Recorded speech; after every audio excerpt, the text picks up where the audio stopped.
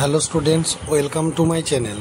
আজ তোমাদের সামনে যে প্রশ্ন উত্তরটি এনেছি সেটি বাঁকুড়া বিশ্ববিদ্যালয় দর্শন তৃতীয় সেমিস্টার মাইনরের প্রশ্ন এবং উত্তর। এই প্রশ্নটি দ্বিতীয় অধ্যায় যোগ দর্শন থেকে নেওয়া হয়েছে।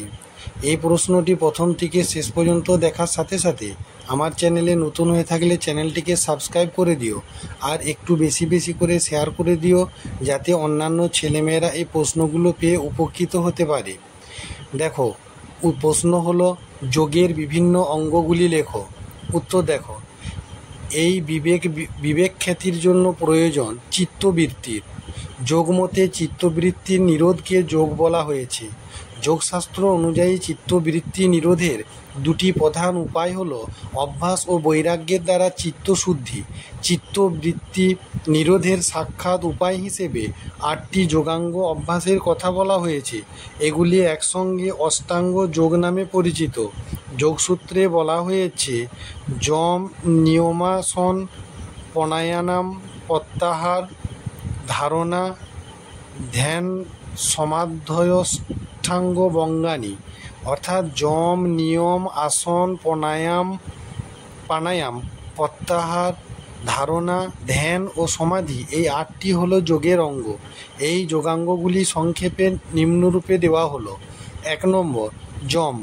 যম হলো এক প্রকার নিষেধাত্মক বিধি। কতগুলি কর্ম থেকে প্রতিনিবৃত্ত হওয়ার সাধনাই হলো যম। অহিংসা, সত্য, অস্তেয়, ব্রহ্মচর্য এবং অপরিগ্রহ, এই 5টি সাধনাকে একসঙ্গে বলা হয় যম। অহিংসা হলো সর্বপ্রকারে সর্বদা সর্বভূতের প্রতি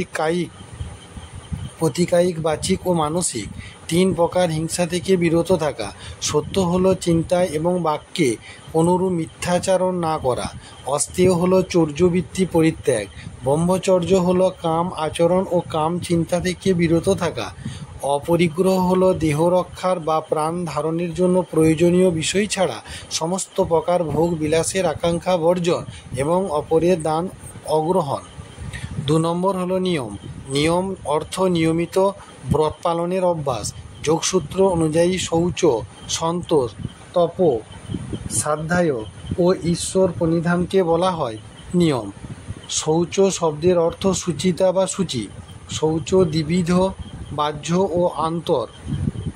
সন্তোষ বলতে বোঝায় অহেতুক আকাঙ্ক্ষাকে বর্জন করে যা পাওয়া যায় তাতেই সন্তুষ্ট থাকা। যে কর্মে আপাতত সুখ হয় সেই কর্মের নিরোধের চেষ্টাকে বলা হয় তপের চর্যা। স্বাধ্যায় হলো বাচিক ক্রিয়াযোগ। প্রণব বা ওঙ্কারের জপ এবং আধ্যাত্মশাস্ত্র অধ্যয়ন করাই মূলত স্বাধ্যায়। ঈশ্বরের ধ্যান এবং সকল কর্ম ও কর্মফল ঈশ্বরের সমর্পণই হলো ঈশ্বর প্রণিধান। 3 নম্বর আসন। যোগসূত্রে বলা হয়েছে যে স্থির সুখম আসনম, অর্থাৎ দেহের সকল অঙ্গ প্রত্যঙ্গকে স্থির রেখে নিশ্চলভাবে সুখজনক অবস্থায় উপবেশনই আসন। আসনের দ্বারা সুস্থ ও নিরোগ দেহ লাভ করা যায়। আসন নানা প্রকারের রয়েছে, যেমন পদ্মাসন, ভদ্রাসন, বীরাসন, স্বস্তিকাসন, দণ্ডাসন প্রভৃতি। 4 নম্বর হচ্ছে প্রাণায়াম। প্রাণায়াম হলো বায়ুর শ্বাসরূপ আভ্যন্তরিক গতি এবং প্রশ্বাসরূপ বহির্গতির বিচ্ছেদ। এই প্রাণায়াম 3 ভাগে বিভক্ত। প্রথম ভাগের নাম রেচক বা বাহ্যবৃত্তি, দ্বিতীয় ভাগের নাম হলো পূরক বা অভ্যন্তরবৃত্তি, তৃতীয় ভাগের নাম হলো কুম্ভক বা স্তম্ভবৃত্তি। শাস্ত্রোক্ত পদ্ধতিতে শ্বাসত্যাগের মাধ্যমে ভিতরের বায়ুকে বাইরে স্থাপন করার নাম বাহ্যবৃত্তি বা রেচক। অপরদিকে বাইরের বায়ুকে শ্বাসগ্রহণের মাধ্যমে ভিতরে স্থাপন করাকে বলা হয় অভ্যন্তরবৃত্তি বা পূরক।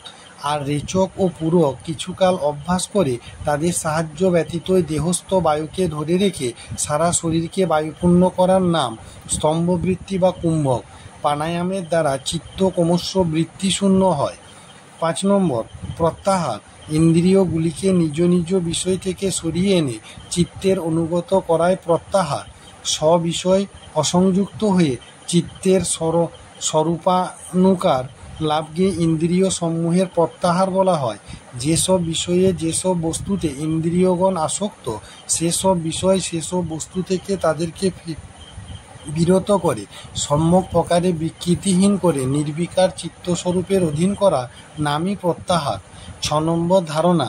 ধারণা হলো যে দেশে ধ্যেয় বস্তুকে ধ্যান করতে হবে সেই দেশে চিত্তকে আবদ্ধ করা।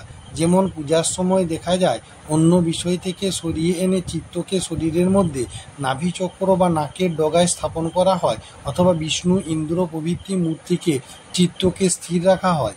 7 নম্বর ধ্যান। ধ্যেয় বস্তুতে চিত্তকে নিরবচ্ছিন্নভাবে আবদ্ধ করাই ধ্যান। ধারণা গভীরতর এবং দীর্ঘস্থায়ী হলে ধ্যানে পর্যবসিত হয়। ধারণা বিষয়ক জ্ঞান খণ্ড খণ্ডভাবে ধারাবাহিক ক্রমে চলতে থাকে। অভ্যাসের দ্বারা যখন তাদের মধ্যে একতান বা অখণ্ড ধারা প্রবাহিত হয় তখনই তাকে যোগের পরিভাষায় ধ্যান বলে। 8 নম্বর হলো সমাধি। এই অবস্থায় ধ্যাতা অর্থাৎ ধ্যানকর্তা এবং ধ্যেয় বিষয়ের ভেদ লুপ্ত হয়ে যায়।